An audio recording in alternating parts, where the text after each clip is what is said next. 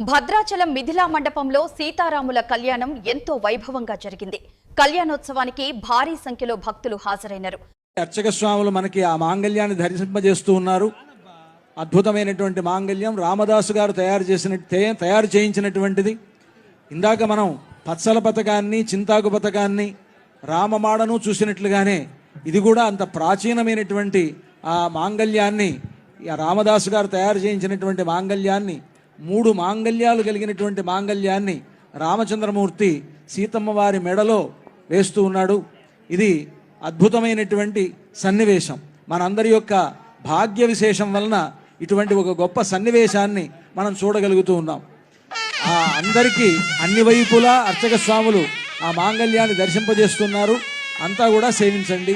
ఇప్పుడు రామచంద్రమూర్తి సీతమ్మ వారి మెడలో ఆ మాంగళ్యాన్ని ధరింపజేస్తారు.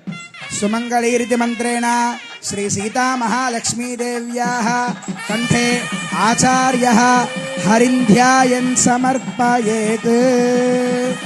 ఓం సుమంగళీరియం వధూరిమాగుం సమేత పశ్యత సౌభాగ్యమస్యై దత్వాయాధాస్తం విపరేతనా. మాంగళ్యధారణ ముహూర్త సుముహూర్తోస్తు భవంతో మహాంతో అనుగృహంతు.